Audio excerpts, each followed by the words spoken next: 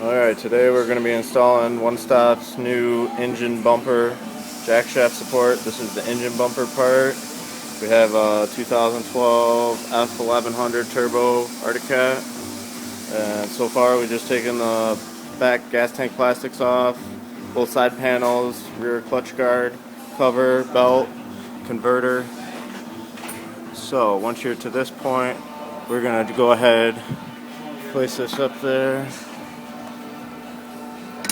We're going to have to drill out some rivets to start, so this basically fits right in there just like that. So we got to basically drill out the preformed holes. We got to drill out this rivet, this rivet, this rivet, these 4 rivets. Hooks onto the circular part there to locate it. Alright, so we'll drill out these 3 rivets that are colored silver here. And those are the 3 that will line up on the holes with the bracket.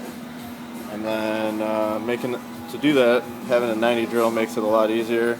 Drill them out with a 3/16 drill bit, .1875. Okay, now we have the 3 rivet holes drilled out. We're going to install the motor mount bracket. So we're going to go ahead and remove this bolt right here. Install this behind it. Tighten it back up. Alright, after installing the motor side bracket, we're going to take our 3/16 drill, clean out the 3 holes of the powder coat, slide this up into position, hook the tab, and then line up with your rivets.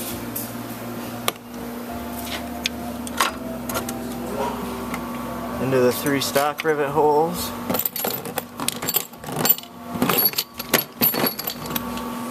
Alright, now that we have the 3 rivets lined up and the piece lined up, we'll just simply take our rivet gun, make sure the part is tight to the chassis. Go ahead and rivet this down.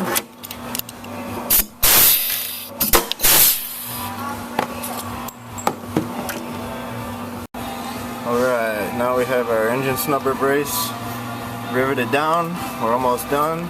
So we just have to drill 1 5/16 hole right here, install the included nut and bolt, and then we'll adjust the motor tension, and this installation will be done. Alright, so what we have to do now is adjust it up to where you have no tension on your motor mount bolt, and you're ready to ride. Notice how we installed the bolt facing out, make sure track clearance.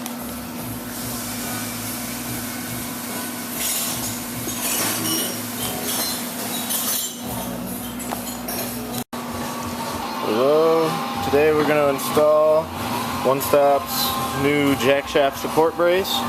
We've previously installed the engine bumper for the bottom, and now we're going to install the jack shaft support piece. First thing we're going to do is remove the motor mount bolt, which is this 10 mil right here. It's a 13mm nut on the back side, and very handy tool also to have in this is a flexible 90 magnet. So this is going to be a good tool for you. So we'll go ahead and get that bolt out.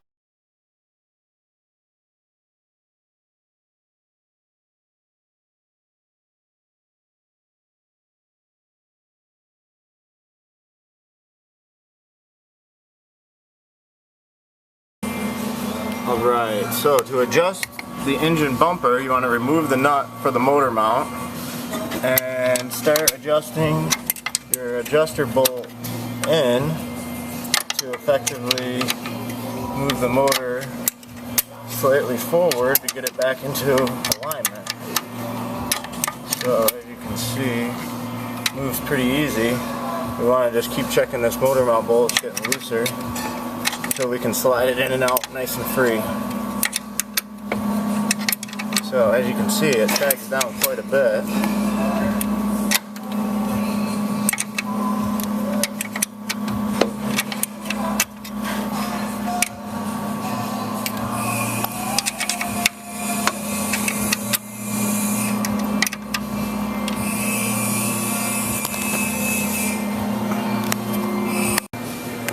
So we got it adjusted now to where our motor mount bolt will go in and out nice and free. So to start, slide the piece up, line the new motor mount bolt that's provided into the stock motor mount hole. Push that all the way through. Now you're going to have to use the nut provided as it's a different thread. So we'll get this bolt in, started. Now also we can do the lower bolt because that hole is already pre-drilled. You're going to use the largest spacer. You have 3 spacers here with the kit. You got a thick, a medium, and a thin. The thick, tallest one goes on the bottom. Take a bolt. So you're going to use this bolt into here. So with the largest spacer installed behind the support, the bolt going through, the nut will have to reach inside up of the tunnel, put the nut on. And you also want to use a fiber washer and a stainless washer included in the kit to eliminate any rubbing on the chassis. Alright, once you have the 2 bottom bolts installed and just lightly snugged up, don't want to tighten them all the way yet. Now we're ready to drill the 3 holes for the other 3 bolts. These are again going to be 5/16, and we're drilling out this hole, and this hole, only the tapered holes.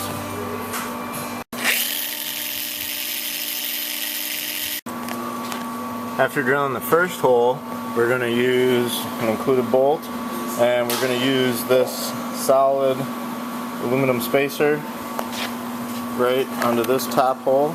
So as we get the holes drilled, we want to just go ahead and put bolts in them so that way nothing moves around as we keep drilling more holes.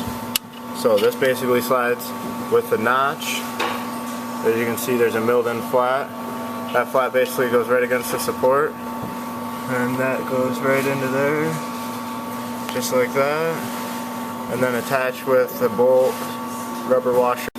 Alright, once you have this bolt snugged up with your 3/16 Allen and 1/2-inch wrench, you're going to go ahead, and I like to stick a piece of wood behind this support here, make sure there's no wires or nothing running behind, and we'll just go ahead and drill right through this aluminum support, install our last 2 bolts. This thinner washer, as you can see, we got a thicker and a thinner left.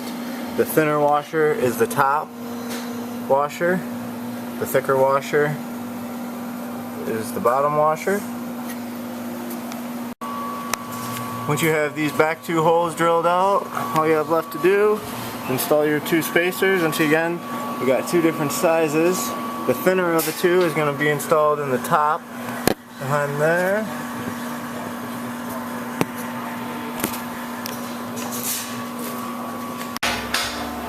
Now that we have all 5 of our bolts snugged up, we can go ahead and just tighten them up, start snugging them up. We want to basically kind of tighten in a cross, so we'll tighten this one, this one, this one, this one, this one. Just keep crossing all the way around until you have it nice, squarely, evenly down, touching all the points, and you're all set. Alright, all finished. Installing One Stop Performance's new engine snubber jack shaft support kit. Looks pretty good.